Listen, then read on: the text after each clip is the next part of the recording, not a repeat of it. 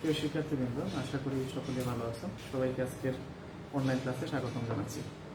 জৈব রসায়ন নিয়ে পড়া হচ্ছিল। জৈব রসায়নের আমরা সমানতা করেছি। আজকে আমরা একটা নতুন টপিক শুরু করতে চাই। আমরা chemical reactions of organic compound, এটা নিয়ে বিস্তারিত আলোচনা করবো আগামী ক্লাসগুলোতে। Chemical reactions of organic compounds. Okay. আমরা কয় ধরনের কেমিক্যাল রিঅ্যাকশন আমাদের যৌগগুলা, সেটা হচ্ছে মূলত আমরা মেজর রিঅ্যাকশন হচ্ছে 4টা। প্রথমেই আমরা বলছি যে জৈব বিক্রিয়া। আমরা মূলত এটা বলছি যে জৈব বিক্রিয়া কয় ধরনের হয়? প্রধানত জৈব বিক্রিয়া আমাদের হবে 4টা। মেজর ক্লাস হচ্ছে 4টা। এডিশন রিঅ্যাকশন অর্থাৎ আমরা বলছি এটাকে দ্রুত বিক্রিয়া বা সংযোজন বিক্রিয়া বলা হয়, দ্রুত বিক্রিয়া। সেকেন্ডলি আমরা বলছি এটাকে প্রতিস্থাপন বিক্রিয়া, সাবস্টিটিউশন রিঅ্যাকশন, প্রতিস্থাপন বিক্রিয়া, অপসারণ বিক্রিয়া। তারপরে আমরা করি হচ্ছে এলিমিনেশন রিঅ্যাকশন, অপসারণ বিক্রিয়া। তারপরে আমরা করি হচ্ছে সমানকরণ বিক্রিয়া,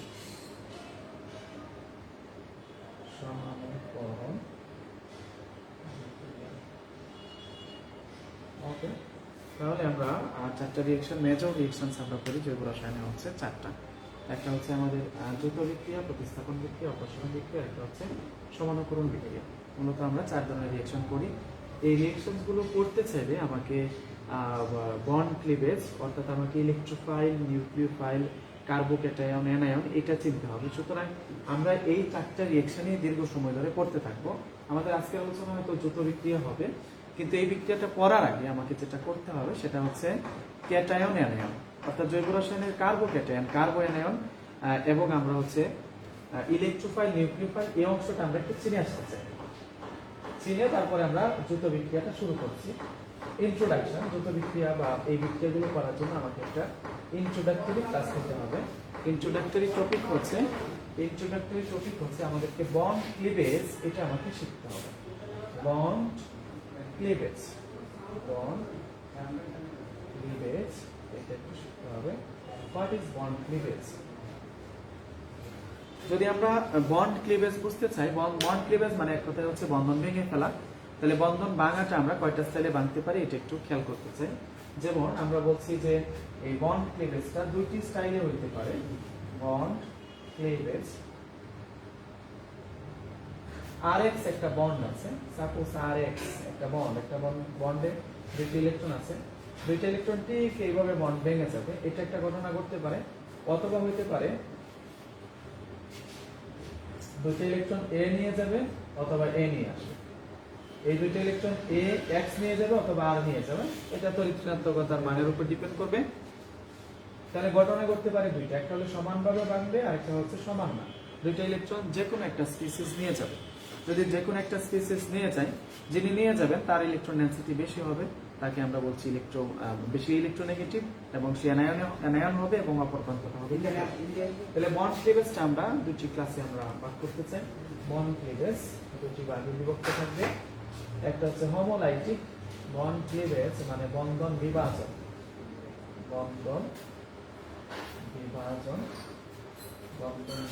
আমাদের আছে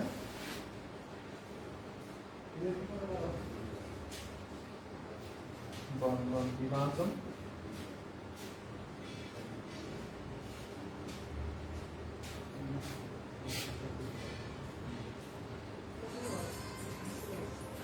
হোমোলাইটিক ক্লিভেজ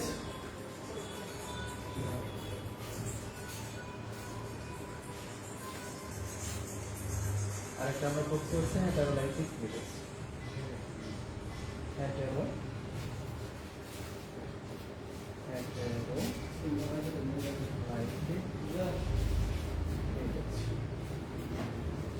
সুষম বিভাজন, সুষমভাবে ভাঙবে। আমরা প্রথম যে উদাহরণটা দিয়েছিলাম সমান সমান আকারে ভেঙে যাবে। আরেকটা হচ্ছে বিষম বিভাজন।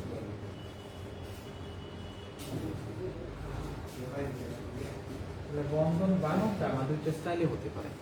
বন্ধনের যে সমযোজী বন্ধন ভাঙবে এটা, তাহলে বন্ধন ভাঙন বলতে সমযোজী বন্ধন ভাঙনকে আমরা বোঝাচ্ছি। আয়নিক বন্ধনের ভাঙন বলতে আসলে কিছু নেই। তাহলে সমযোজী বন্ধন ভাঙনটা দুইটি স্টাইলে হতে পারে। একটা হতে পারে হচ্ছে সুষমভাবে ভাঙবে, অর্থাৎ দুইটি ইলেকট্রন দিয়েছে, দুজনে শেয়ার করেছে, দুজনে দুইটাকে নিয়ে যাবে। আরেকটা হতে পারে দুইটি ইলেকট্রন কোনো একটা সাইড নিয়ে যাবে, অন্য সাইডটা পজিটিভ প্রান্ত হবে। তাহলে দুই ধরনের বিভাজন আমরা দেখলাম, সুষম এবং বিষম। দুইটা বিভাজন থেকে দুই ধরনের ঘটনা ঘটবে। তাহলে প্রথমে আমরা পড়ছি হচ্ছে সুষম বিভাজন। সুষম বিভাজন, আমরা একটা বন্ধনের কথা চিন্তা করছি, সেটা Rx দিয়ে আমরা एग्जांपल দিতে চাই। Rx, X is any group, X not halogen here, X is any group, X any group, X any group, X হচ্ছে যে কোনো গ্রুপ X। তাহলে এখানে আমাদের এই যে দুটি ইলেকট্রন আছে, এই যে দুটি ইলেকট্রন আছে, এই দুটি ইলেকট্রন A একটা ইলেকট্রন নিয়ে যাবে, A আরেকটা ইলেকট্রন নিয়ে যাবে। ওকে, তাহলে যদি ঘটনাটা এরকম ঘটে, ঘটনাটা ঘটে এরকম, এরকম ভাবে দুইটা ইলেকট্রন যদি ট্রান্সফার হয়, তাহলে আমরা এটাকে এইভাবে তীর চিহ্ন দিই। এইভাবে তীর চিহ্ন মানে এইদিকে এরকম থাকবে, এরকম থাকবে। আর যদি ইলেকট্রন ট্রান্সফারিং একটা হয়, তাহলে কেবল আমরা এইভাবে থাকবো, একটা দাঁত বলতে পারি। ঠিক আছে, তাহলে যদি এরকম হয় যেদিকে বন্ধনটা ভেঙে যাচ্ছে, তাহলে এখানে এর উপরে একটা ইলেকট্রন আসবে, এটা এর উপরে একটা ইলেকট্রন আসবে। এর উপরে একটা ইলেকট্রন আসা মানেটা কি? এটাকে আমরা কি বলছি? এটাকে ক্যাটায়নও না অ্যানায়নও না, যা তার মাঝে একটা ইলেকট্রন এক্সট্রা আছে, আমরা এটাকে বলছি সে একটা ফ্রি রেডিক্যাল। এটা দুইটাই ফ্রি রেডিক্যাল, এটা একটা ফ্রি রেডিক্যাল তৈরি করছে। তাহলে এটা হলো একটা ফ্রি রেডিক্যাল, ফ্রি রেডিক্যাল। আমরা এটা বাংলায় বলছি মুক্তমূলক। তাহলে মুক্তমূলকের সংজ্ঞাটা কি হবে? সমযোজী বন্ধনের সুষম বিভাজনের ফলে সৃষ্ট, সমযোজী বন্ধনের সুষম বিভাজনের সৃষ্ট বেজোড় ইলেকট্রন বিশিষ্ট পরমাণু বা মূলককে বলা হবে মুক্তমূলক। মুক্তমূলক অত্যন্ত সক্রিয়, মুক্তমূলক, মুক্তমূলক অত্যন্ত সক্রিয়। এরা ক্যাটায়ন আছে বেশি সক্রিয়। আর কি বলা যেতে পারে? যেহেতু সক্রিয়, তাহলে তাদের স্থায়িত্ব খুব কম, স্থায়িত্ব খুব কম। বলা যেতে পারে বিক্রিয়ায় মধ্যবর্তী প্রোডাক্ট হিসেবে কাজ করে, বিক্রিয়ায় অন্তর্জাত পদার্থ হিসেবে কাজ করে, বিক্রিয়ায় অন্তর্জাত পদার্থ হিসাবে মাঝখানে তৈরি হয়, শেষে আমরা ফ্রি রেডিক্যাল। তাহলে যে কোনো মেকানিজম আমরা চিন্তা করব, রিঅ্যাকশন মেকানিজম দুইটি ঘটনা ঘটে, ক্যাটায়ন অ্যানায়ন একটা মেকানিজম আসে, আরেকটা মেকানিজম আসে হচ্ছে ফ্রি রেডিক্যালের মেকানিজম। তাহলে এখানে আমরা মুক্তমূলক আমরা চিনলাম, সমযোজী বন্ধনে সুষম বিভাজনের সৃষ্টমূলককে আমরা মুক্তমূলক বলছি। মুক্তমূলকগুলো অত্যন্ত সক্রিয়, এদের স্থায়িত্ব খুব কম, বিক্রিয়ার অন্তর্জাত পদার্থ হিসেবে কাজ করে। তারপরে আমরা বলতে চাই যে এখানেও আমরা একটা ডিগ্রি, অর্থাৎ মুক্তমূলকগুলো বেশ কয়েক ধরনের হবে। আমাদের জৈব মুক্তমূলক, মিথাইল মুক্তমূলক হতে পারে। মিথাইল যেমন এরকম আমরা লিখছি, মুক্তমূলক যদি এদিকে আর অথবা মিথাইল মূলক থাকে, এরকম যদি থাকে, এটার মাঝে একটা ফ্রি রেডিক্যাল আসছে। সাপোজ তিন দিকে তিনটা আর গ্রুপ আছে, তিনটা হাত খালি আছে, সুতরাং এটাকে আমরা বলছি হচ্ছে 3 ডিগ্রি ফ্রি রেডিক্যাল। এটাকে আমরা বলছি 3 ডিগ্রি মুক্তমূলক। সেম ভাবে এরকম হইতে পারে, এটার মাঝে একটা ফ্রি রেডিক্যাল আসছে, এটা হচ্ছে 2 ডিগ্রি ফ্রি রেডিক্যাল। এরকম হইতে পারে CH3 CH2, এটা একটা ফ্রি রেডিক্যাল হতে পারে, এরকম একটা ফ্রি রেডিক্যাল। ওকে, তাহলে এখানে আমরা 4 ধরনের ফ্রি রেডিক্যাল আমরা খেয়াল করছি, 3 ডিগ্রি, 2 ডিগ্রি, 1 ডিগ্রি। এখানে একটা বিষয় আমাদের মনে রাখতে হবে যে এরা যেহেতু অত্যন্ত সক্রিয়, এদের কাছে অন্যরা বিক্রিয়া করতে আসে না, বরং এরাই অন্যের কাছে বিক্রিয়া করতে চায়। এরা অন্যের কাছে বিক্রিয়া করতে, অর্থাৎ অন্য একটা গ্রুপকে সে অ্যাটাক করতে চাইবে। যদি সে অন্য একটা গ্রুপকে সে অ্যাটাক করতে চায়, তাহলে ঘটনাটা কি ঘটবে? ঘটনা ঘটবে যে কে আগে যাবে, আমরা এটা নিয়ে চিন্তা করতে চাই। এটা মিথাইল মূলক, এটা শুধু মিথাইলই নয়, এটা মিথাইল মূলক, এটা শুধু মিথাইল থাকবে এরকম না, এটা ইথাইল হতে পারে, প্রোপাইল হতে পারে, অনেক লম্বা হতে পারে। তাহলে এটা একটা লম্বা গ্রুপ হলো, এটা একটা লম্বা গ্রুপ হলো, এটা একটা লম্বা গ্রুপ হলো। যদি সে যেতে চায়, তাহলে এই গ্রুপটা বেশ বাল্কি বড় গ্রুপ, এটা যেতে তার বাধা পাবে, সবচেয়ে সহজে চলে যাবে এই মিথাইল মূলক। সুতরাং মিথাইল মূলক খুব তাড়াতাড়ি চলে যাবে, একবারে তার স্টেরিক বাধা থাকবে না। স্টেরিক বাধা যেহেতু তার খুবই কম, সুতরাং এটা ফাস্ট চলে যাবে। তাহলে অ্যাক্টিভিটির দিকে এটা সক্রিয়তা এটা কি হবে? বেশি হবে। আর স্থায়িত্বের দিকে এটা বেশি হবে। তাহলে মূলত আমরা দুইটা আলোচনা এখানে করতে চাই। আমরা কোথা থেকে শুরু করেছি? বন্ড ক্লিভেজ থেকে।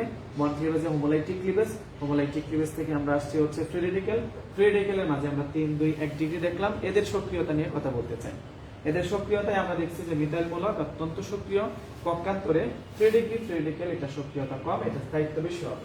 তাহলে আমরা লিখবো হচ্ছে স্টেবিলিটি, অথবা এটাকে বলছি স্থায়িত্ব,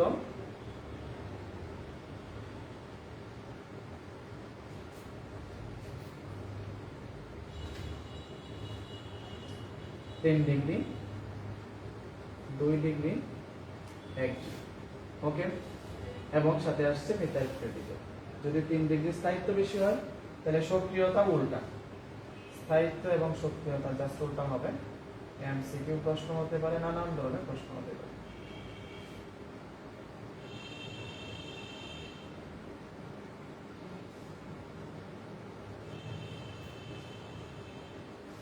ওকে, তাহলে এখানে আছে methyl radical 1 degree, 2 degree, 3 degree আমরা বুঝলাম। তাহলে আমরা ক্লিভেজের মাঝে হোমোলাইটিক ক্লিভেজটা আমরা শেষ করলাম। এখন আমরা করতে চাই হেটারোলাইটিক ক্লিভেজ, বিষম বিভাজন, যেটা হেটারোলাইটিক ক্লিভেজ, বিষম বিভাজন।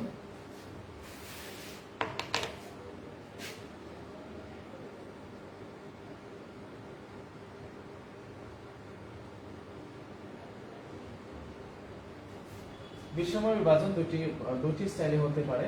যেহেতু বিষম, আমরা আগে বলছি যে এই ইলেকট্রন সে নিয়ে যেতে পারে অথবা এও আরো নিয়ে আসতে পারে। এটা ডিপেন্ড করবে ইলেকট্রোনেগেটিভিটির উপরে। তাহলে যদি এক্স নিয়ে যায় তাহলে ঘটনাটা কি করবে?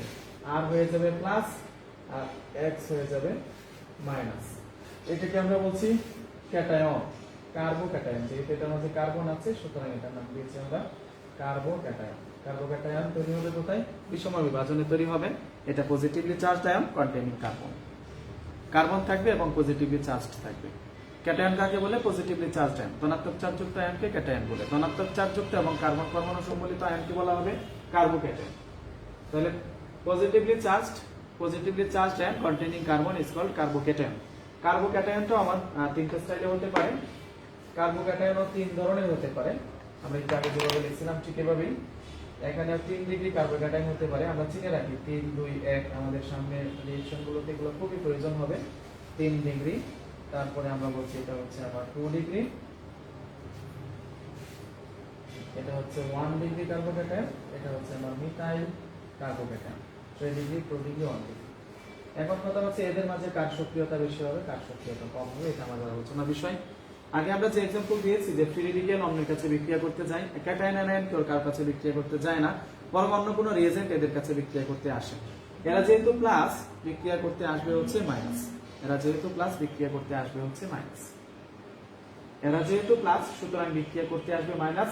সুতরাং যেখানে প্লাস বেশি আছে সেখানে এটা রিঅ্যাকশন করতে আসবে, যেখানে প্লাস বেশি সেখানে এরা রিঅ্যাকশন করতে আসবে।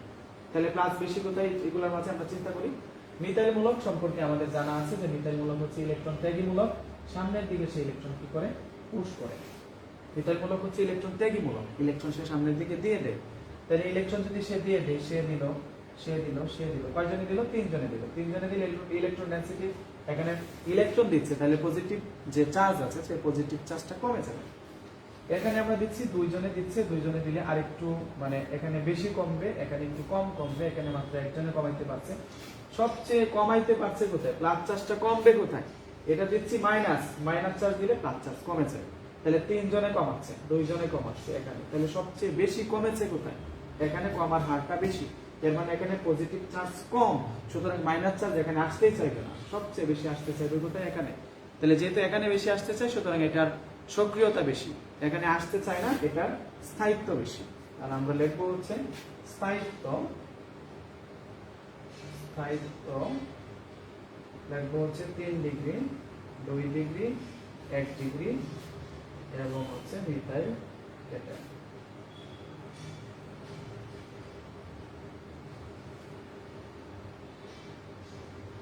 সক্রিয়তা উল্টা।